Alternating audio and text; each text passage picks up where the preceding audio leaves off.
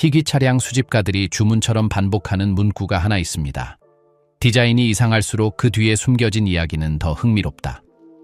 그리고 이 12대의 트럭은 희귀함과 기능성이 때로는 조금 비틀거릴지라도 나란히 걸어갈 수 있다는 것을 보여주는 살아있는 증거입니다. 그리고 그 과정에서 그들은 오늘날 우리로 하여금 도대체 누군가가 어떻게 그런 생각에 도달했는지 자문하게 만드는 기계들을 만들어냈습니다. 하지만 그것들은 작동했습니다. 그리고 일부는 수십 년이 지난 지금도 시간의 흐름과 논리에 도전하며 여전히 작동하고 있습니다. 시작하겠습니다. 12번째, 스카멜 타운스먼 3륜차, 영국 1950년대. 숨을 잠시 깊게 들이마셔 보세요. 이것은 실제 상황입니다. 영국 어딘가에 살던 누군가가 완성된 트럭을 보고 이렇게 생각했습니다.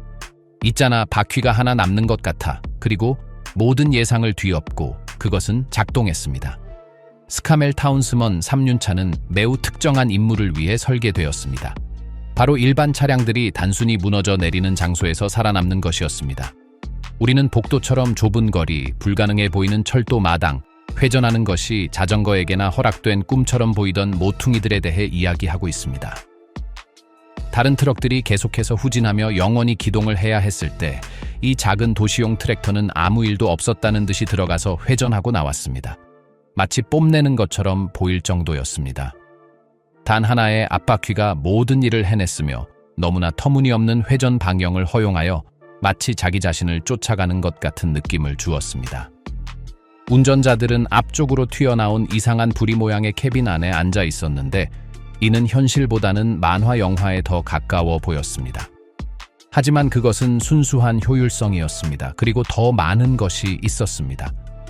좌석에서 내리지 않고도 트레일러를 연결하거나 분리할 수 있는 커플링 시스템을 갖추고 있었습니다. 그 당시 그것은 사실상 산업계의 마법이었습니다. 시간은 절약되고 노력은 줄어들었으며 생산성은 급증했습니다. 물론 배신을 잘한다는 명성도 있었습니다. 짐을 싣지 않은 상태에서 코너에 너무 빨리 진입하면 공포가 보장되었습니다. 정확히 말하자면 안정성의 왕은 아니었습니다. 그것을 존중하고 이해해야 했으며 마치 고집 센 나귀와 협상하듯이 그것과 협상해야 했습니다. 그럼에도 불구하고 그것은 실제 문제를 누구보다 잘 해결했습니다. 오늘날 도로에서는 사라졌으며 움직이는 것을 보는 것은 장난감이 살아난 것 같은 기분이 듭니다. 이상하고 매력적이며 무시할 수 없습니다. 11번째, 템포 한제아트, 독일 1950년대. 제2차 세계대전은 유럽을 폐허로 만들었습니다. 돈도 없었고 강철도 없었으며 사치를 부릴 시간도 없었습니다. 남은 적은 자원으로 도시 전체를 재건해야 했습니다. 그리고 그 상황에서 누군가는 오토바이의 아이디어를 가져와 트럭으로 바꿨습니다. 그 결과는 농담처럼 보였지만 필수적인 도구가 된 템포 한제아트였습니다. 앞바퀴 하나, 뒷바퀴 둘, 그리고 세상에 영원히 화가 난 것 같은 소리를 내는 아주 작은 엔진이 있었습니다. 사치도 없었고 편안함도 없었으며 화려함도 없었습니다. 오직 필요만 있었습니다. 엔진은 사실상 앞바퀴 위에 장착되어 있어서 당신이 회전할 때 모든 것이 당신과 함께 회전했습니다.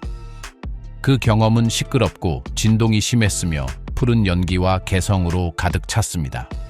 당신은 그것을 운전하는 것이 아니라 그것과 싸웠습니다. 하지만 그것은 일을 해냈습니다. 빵, 석탄, 채소, 도구 등 무엇이든 필요할 때마다 옮겼습니다. 독일 도시들은 이와 같은 기계들 덕분에 다시 숨을 쉴 수 있었습니다. 예쁘지는 않았지만 접근하기 쉬웠습니다. 그리고 무언가 고장나면 거의 누구나 손을 대서 기본적인 도구와 약간의 인내심만으로 다시 살려낼 수 있었습니다. 아마도 그것이 이 차의 이야기가 시작된 곳에서 끝나지 않은 이유일 것입니다. 독일에서 생산이 중단되었을 때 생산 라인은 다른 대륙으로 이동하여 수십 년 동안 계속되었습니다. 사라지기를 거부했고 이름도 바뀌고 언어도 바뀌었지만 똑같은 영혼을 유지했습니다. 그것은 아무 차량이나 이룰 수 있는 것이 아닙니다. 오늘날 템포 한제아트를 운전하는 것은 재미와 약간의 용기가 섞인 모험입니다. 매 코너마다 안정성이 보장이라기보다는 제한에 가깝다는 것을 상기시켜 줍니다. 그럼에도 불구하고 사람들은 그것을 사랑합니다. 왜냐하면 그것은 거의 아무것도 없는 상태에서 많은 것을 해내는 순수한 기질을 대표하기 때문입니다. 10번째, 헨셸 HS1, 독일 1950년대. 어떤 차량들은 기괴한 모양이나 화려한 색상으로 주의를 끌고 싶어 합니다. 헨셸 HS1은 그런 속임수가 필요하지 않습니다. 그것은 마치 힘든 일이 자신을 대변할 것이라는 것을 알고 있는 것처럼 거의 위협적인 자신감을 가지고 당신 앞에 서 있습니다. 그리고 대개 그것이 맞았습니다. 그것은 기차와 중장비를 만드는 것으로 유명한 회사에서 태어났으며 양보라는 단어가 존재하지 않는 거대한 기계들을 만들던 곳이었습니다. 그들이 똑같은 정신을 트럭에 적용했을 때 결과는 과도하게 견고한 무언가였습니다. 두껍고 단단하며 다른 이들이 포기하는 곳에서도 살아남을 준비가 되어 있었습니다. 공사 현장과 건설 현장에서의 존재감은 지속적이었습니다. 모래, 시멘트, 기계류를 드라마틱한 상황 없이 실어 날랐고 다른 차량들이 피로를 보이기 시작할 때도 끄떡없었습니다. 취약함이라는 단어는 단순히 그 사전 속에 존재하지 않았습니다. 정면에서 바라보면 그 태도를 이해하게 될 것입니다. 돌출된 그릴, 독특한 엠블럼, 그리고 모든 부품이 필요 이상으로 오래 가도록 설계되었다는 느낌을 줍니다. 그것은 당신과 함께 늙어가는 종류의 도구였으며 품위를 조금도 잃지 않으면서 주행거리와 흉터를 쌓아갔습니다. 하지만 여기 거의 아무도 기억하지 못하는 반전이 있습니다. 이 야수 뒤에 있던 브랜드는 결국 훨씬 더 잘 알려진 거대 기업에 흡수되었습니다. 점차 원래의 이름은 사라지기 시작했고 그와 함께 이 기계들 중 많은 수가 잊히거나 교체되었습니다. 오늘날 남은 것은 거의 산업계의 유령과 같습니다. 이 차와 함께 일해본 사람들은 내구성과 끝없는 작업 시간, 그리고 결코 지치지 않는 것 같았던 엔진에 대해 이야기합니다. 화려하지는 않았지만 신뢰할 수 있었습니다. 그리고 실제 세계에서 그것은 힘입니다. 지금 하나를 보는 것은 박수도 요구하지 않고 도시 전체를 세우는 데 도움을 준 베테랑과 마주치는 것과 같습니다. 순수한 존경입니다. 9번째, 라바 스트림라이너, 프랑스 1930년대. 이제 이것을 상상해 보세요. 날개 없는 비행기처럼 보이는 맥주 트럭입니다. 부드러운 선, 세련된 차체, 너무나 미래적인 실루엣 때문에 사람들은 자신이 배달 차량을 보고 있다는 사실을 완전히 잊어버리곤 했습니다. 그리고 그것은 진짜였습니다. 프랑스 도로를 다니며 배달하는 동안 디자인상을 받을 정도로 진짜였습니다. 이 광기 뒤에는 예상치 못한 인물이 있었습니다. 바로 공기 역학에 집착했던 한 유럽 백작이었습니다. 그의 아이디어는 단순하지만 혁명적이었습니다. 기차와 비행기가 우아할 수 있다면 왜 트럭은 지루한 상자여야만 하는가? 그렇게 움직이는 금속 물방울이 탄생했습니다. 모든 곡선은 공기를 가르기 위해 생각되었고 모든 세부 사항은 정교함을 외치고 있었습니다. 하지만 진짜 목표는 따로 있었습니다. 바로 순수한 마케팅이었습니다. 이 트럭이 마을에 나타나면 브랜드는 신문 광고가 필요 없었습니다. 군중이 그 일을 대신해 주었습니다. 그것을 무시하는 것은 불가능했습니다. 사람들은 그 주변으로 몰려들어 손가락질하고 묻고 사진을 찍었습니다. 문제는 아름다움에는 때때로 유효기간이 있다는 것입니다. 시간이 흐르면서 금속의 가치가 디자인의 가치보다 높아지기 시작하자 많은 차량이 버려지거나 해체되거나 희생되었습니다. 하나둘씩 사라지더니 거의 신화가 되었습니다. 오늘날 그것들은 누렇게 변한 사진, 희미한 기억, 그리고 그 아이디어를 죽게 내버려 두지 않으려는 광팬들이 만든 재현물 속에서 살아남아 있습니다. 이것은 음료를 배달하는 것조차 예술적인 선언이 될 수 있었던 시대의 기록입니다. 형태가 기능만큼이나 중요했던 시대 말입니다.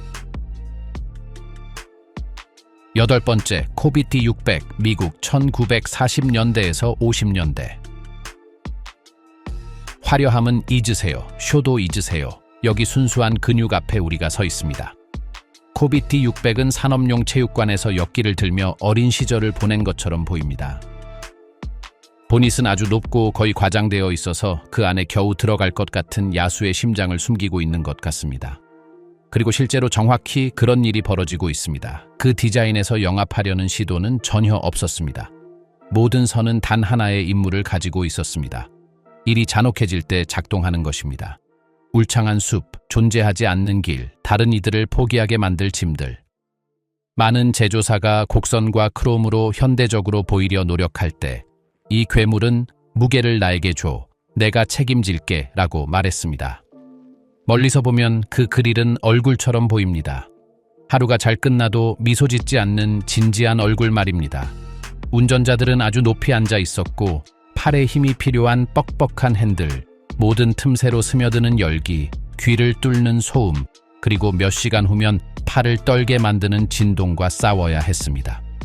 그것을 운전하는 것은 편안하지 않았고 하나의 약속이었습니다. 하지만 그것은 해냈습니다. 그래서 그것을 몰았던 사람들은 수십 년이 지난 지금도 여전히 존경심을 담아 이야기합니다. 예쁘지는 않았지만 당신을 데려다주고 데려왔습니다. 야생의 환경에서는 그 어떤 사치보다 가치 있는 자질입니다. 오늘날 아주 극소수만 남아있으며 실제로 하나를 보는 것은 멸종하지 않기로 결정한 기계 공룡을 만나는 것과 같습니다. 7번째, 피터빌트 351, 미국 1950년대에서 70년대. 중요한 트럭들이 있고 그 다음에는 상징이 되는 트럭들이 있습니다. 피터빌트 351은 의심할 여지 없이 두 번째 범주에 속합니다. 길고 날카로운 코, 공격적인 자세, 백미러에 나타나면 말없이 길을 비켜주게 만드는 종류의 기계입니다. 수십 년 동안 미국 아스팔트의 명백한 왕이었기에 별도의 소개가 필요 없습니다. 하지만 그 전설은 우연히 태어난 것이 아닙니다. 그것은 실제 형벌을 견디기 위해 만들어졌습니다. 수백만 마일, 불가능한 기후, 운전자의 피로가 엔진 자체의 피로보다 컸던 날들. 세상이 편안함과 전자장치를 향해 나아갈 때 이것은 계속해서 순수한 역학에 걸었습니다. 여기에는 무언가 잘못되었을 때 당신을 구해줄 컴퓨터가 없습니다. 무언가 부서지면 당신은 그것을 느끼고 냄새 맡고 듣게 됩니다. 그리고 그것이 바로 많은 베테랑 운전자가 이 차를 사랑하는 이유입니다. 좁은 앞머리 디자인은 도로를 더 잘 볼 수 있게 해주었고 시간을 낭비하지 않고 엔진에 접근할 수 있게 해주었습니다. 금속 날개처럼 옆면 보닛을 열면 거기에 모든 것이 있었습니다. 정직하고 노출되어 있으며 무엇을 하는지 아는 손길에 의해 수리될 준비가 되어 있었습니다. 그것을 다루는 데는 힘과 인내심, 존경심이 필요했습니다. 하지만 그 대가로 말로 설명하기 어려운 무언가를 제공했습니다. 바로 개성입니다. 그것은 고전적인 트럭 운전사의 심상이 되었습니다.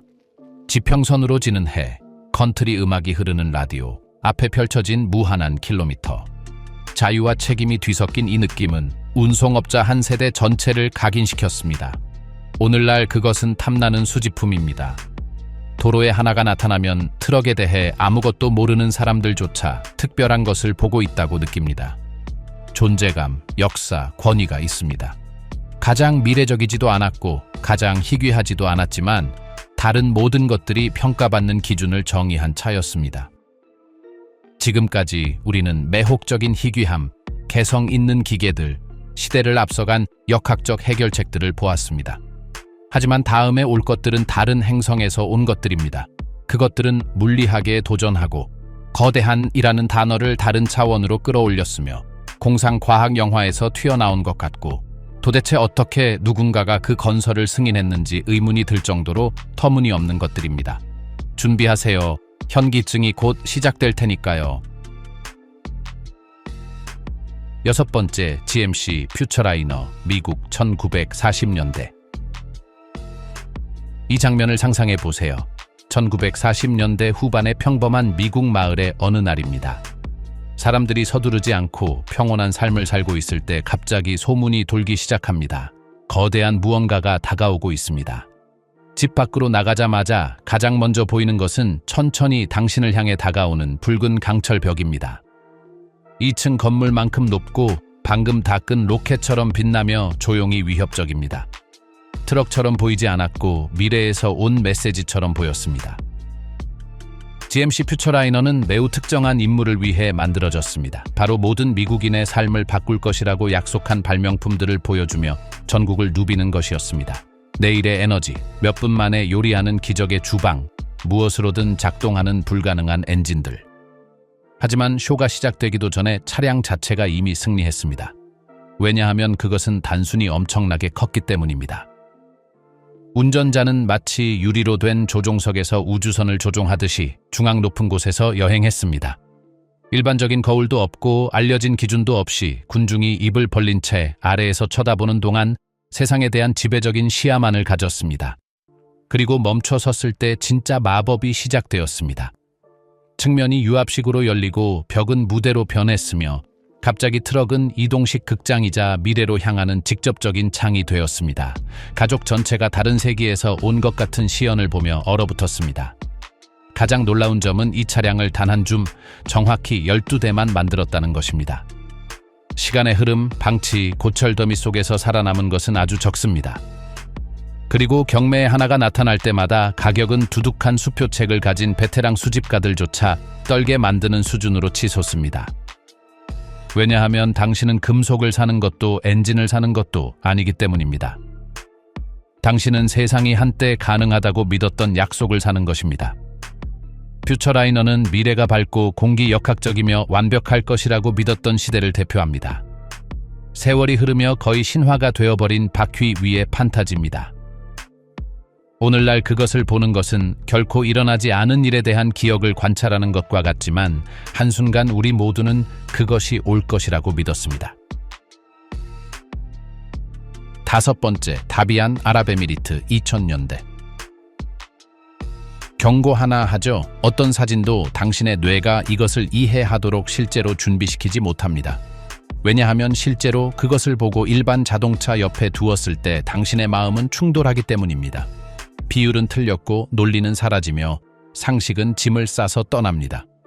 마치 수집가용 상점에서 파는 장난감을 누군가 가져다가 우스꽝스러워질 때까지 키워놓은 것 같습니다. 길이는 35피트, 10m가 넘습니다. 10개의 바퀴는 각각 사람만 한 크기입니다. 24톤의 순수한 과잉. 왜일까요? 대답은 좌절스러울 정도로 간단합니다. 할 수 있기 때문입니다. 돈이 문제가 아닐 때 사람들이 무엇을 만들 수 있는지 묘사하기에는 과잉이라는 단어가 때로 부족한 세상의 구석 아랍에미리트에서 태어났습니다. 창조자들은 군용 수송기의 골격과 고전적인 미국식 오프로드 차량에서 가져온 듯한 미학적 세부 사항을 섞었습니다. 그 결과 작동해서는 안 되지만 작동하는 하이브리드 생명체가 탄생했습니다. 절반은 군사 유물, 절반은 디자인 실험, 절반은 경제력의 과시입니다. 네, 절반이 너무 많지만 이 차량은 그만큼 터무니없습니다. 운전자는 마치 건물의 꼭대기층에서 조종하는 것처럼 아주 뒤쪽 끝에 위치합니다. 옆을 지나가는 다른 차량들은 장난감 미니어처처럼 보입니다. 당신은 다비안과 도로를 공유하는 것이 아니라 도로를 지배합니다. 하지만 여기서 가장 야성적인 점은 이것이 이를 위해 만들어진 게 아니라는 것입니다. 실용적이거나 짐을 나르거나 어떤 유용한 노동을 하도록 설계되지 않았습니다. 이것은 하나의 선언이며 한계가 존재한다면 누군가는 그것을 완전히 무시할 돈과 결단력이 있다라는 것을 분명히 하기 위한 유일무이한 조각입니다. 그런 질량을 움직이려면 진지하게 잔혹한 기계적 힘이 필요하며 엔진이 깨어날 때 지면은 신발 밑창을 통해 대화를 느낍니다. 빵을 사러 가기 위해 빌리는 차량이 아닙니다. 매혹과 약간의 공포가 섞인 시선으로 바라보게 되는 차입니다. 왜냐하면 그것이 실수한다면 당신이 지기 때문입니다. 4번째, 오시코시 8륜 구동 모델 1970년대. 만약 당신이 거대한 곤충을 보고 인간은 아니지만 의도를 가지고 움직이는 것이 주는 매혹과 혐오가 섞인 느낌을 받은 적이 있다면 8개의 바퀴를 가진 오시코시는 정확히 똑같은 느낌을 줄 것입니다. 1970년대 미국 군대를 위해 설계된 이 트럭은 불가능해 보이는 그 어떤 표면이라도 기어오를 준비가 된 기계 거미처럼 보였습니다. 8개의 바퀴가 있었고 가장 중요한 것은 8개 모두가 구동축이었다는 점입니다. 죽은 바퀴도 없었고 약점도 없었습니다. 하지만 그것을 진정으로 특별하게 만든 것은 조향 시스템이었습니다. 앞바퀴만 회전하는 것이 아니라 뒷바퀴도 회전했고 중간 바퀴도 회전하여 이 30톤짜리 거구가 사실상 제자리에서 회전할 수 있게 해 주었습니다. 집만한 크기의 트럭이 일반 자동차가 주차하기 힘들 정도의 공간에서 기동하는 것을 상상해 보세요. 그것이 오시코시였습니다. 그것은 매우 특정한 임무를 위해 설계되었습니다. 바로 길이 없는 지형, 지늘기나 모래 또는 눈의 희생양이 되어 다른 차량이라면 몇 미터 못 가 갇혀버릴 지형을 뚫고 탄도 미사일과 중장비를 운송하는 것이었습니다. 장애물을 피하고 벽처럼 보이는 경사를 오르며 강과 진흙탕을 아무렇지도 않게 건너는 능력은 냉전에 가장 긴박했던 시기에 귀중한 전략적 도구가 되었습니다. 그것을 몰았던 운전자들은 처음에는 묘한 공포심이 들었다고 말합니다. 8바퀴 조향 시스템 때문에 트럭이 예상치 못한 방식으로 반응했기 때문입니다. 하지만 일단 그것을 신뢰하는 법을 배우고 나면 다른 어떤 차량도 꿈꿀 수 없는 장소로 그것을 데려갈 수 있다는 것을 깨닫게 되었습니다. 반세기가 지난 지금도 여전히 존경을 자아내고 불신을 일으키는 30톤짜리 기계 거미입니다. 세 번째, 르투르노 TC497 오버랜드 트레인, 미국 1950년대. 알지 르투르노는 흙을 옮기는 것에 집착하는 사람이었습니다. 하지만 평범한 양이 아니라 현대의 어떤 건설회사라도 떨게 만들 산업적인 양, 즉 상상력과 때로는 정신력을 시험하는 양의 흙이었습니다. 그리고 그것을 위해 그는 상상력과 때로는 제정신을 넘나드는 기계들을 설계했습니다. 그의 걸작인 TC497 오버랜드 트레인은 트럭이 아니었습니다. 그것은 레일 없는 기차였습니다. 길이는 173m로 제2차 세계대전의 항공모함보다 길었습니다. 54개의 바퀴를 가졌으며 각 바퀴는 지름이 거의 3m에 달했고 각각 고유의 정의 모터를 가지고 있었습니다. 그리고 모든 모터에 전력을 공급하기 위해 전기를 생성하는 가스터빈으로 구동되는 바퀴 위의 이동식 발전소였습니다. 아이디어는 사막, 얼어붙은 툰드라, 그리고 도로가 필요 없는 모든 종류의 지형을 가로질러 일반 기차나 트럭이 도달할 수 없는 원격지로 물자를 운송할 수 있는 차량을 만드는 것이었습니다. 그것이 움직일 때면 지평선을 따라 천천히 미끄러지는 바퀴 위의 도시처럼 보였고 결코 끝나지 않는 기계 행렬 같았습니다. 운전자는 첫 번째 모듈의 높은 캐빈에서 함교의 선장처럼 앉아 있었고 그 뒤로 각각의 바퀴와 형하장치를 가진 끝없는 화물 모듈이 이어졌습니다. 아무리 험난한 지형이라도 최대 150톤까지 운송할 수 있었습니다. 하지만 한 가지 문제가 있었고 그것은 큰 문제였습니다. 너무 거대해서 거의 모든 실제 임무에 실행 불가능했다는 점입니다. 회전하려면 문자 그대로 수 킬로미터의 공간이 필요했습니다. 최고 속도는 고작 시속 30km였습니다. 그리고 그것을 계속 작동시키는 것 자체가 물리적 도전이었습니다. 단 한 대의 시제품만 제작되었으며 오늘날 인류의 야망이 어디까지 닿을 수 있는지를 보여주는 증거로서 박물관에 안식하고 있습니다. 하지만 누구든 그것을 볼 때마다 어떤 미친 정신이 저런 괴물을 고안했는지 묻지 않을 수 없습니다. 대답은 한계를 인정하지 않는 정신이었습니다. 두 번째, 캔워스 빅 레드, 미국 1960년대. 1960년대의 캔워스는 아무도 진지하게 시도하지 않았던 일을 하기로 결정했습니다. 바로 실험실의 시제품이 아닌 실제 트럭에 가스터빈을 장착하는 것이었습니다. 그 결과는 바퀴 위의 기관차처럼 보이고 공중도시와 날아다니는 자동차가 약속된 미래를 그린 만화 영화 제슨 가족에서 튀어나온 듯한 미래형 캐빈을 가진 빅레드였습니다. 길이는 12m가 넘었고 그 공기 역학적 실루엣은 그 시대의 사각형적이고 기능적인 미학을 깨뜨리며 이전의 어떤 트럭도 가지지 못한 우아함으로 바람을 갈랐습니다. 보닛 아래 혹은 공기 역학적 외피 아래에는 일부 헬리콥터와 소형 비행기에서 사용하던 600마력의 보잉 터빈이 실려 있었습니다. 소리는 귀를 멍하게 할 정도였고 아스팔트를 진동시키며 수 킬로미터 밖에서도 들리는 지속적인 포효였습니다.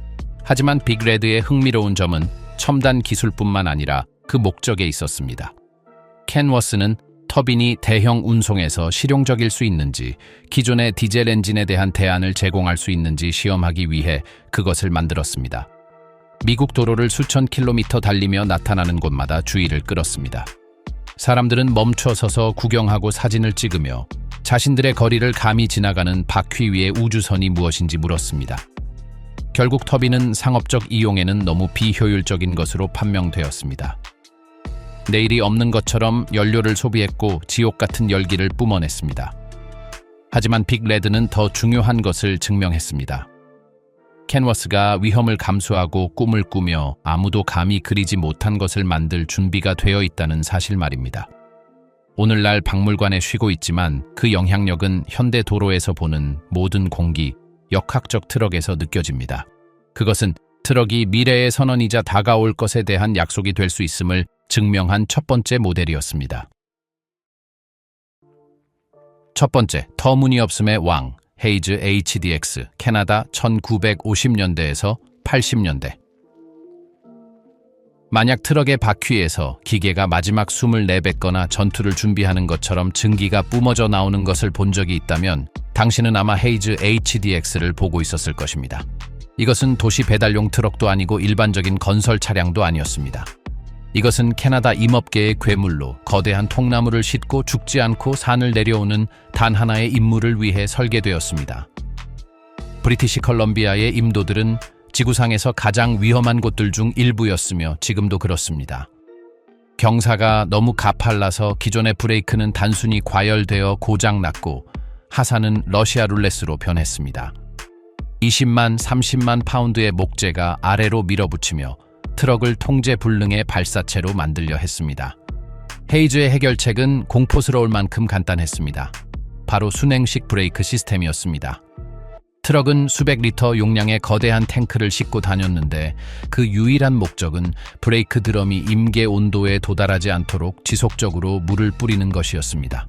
왜냐하면 짐을 실은 채에 산을 내려오는 헤이즈 HDX는 기본적으로 움직이는 잠재적 화재 현장이자 통제 불능 직전에 달궈진 금속 공이었기 때문입니다.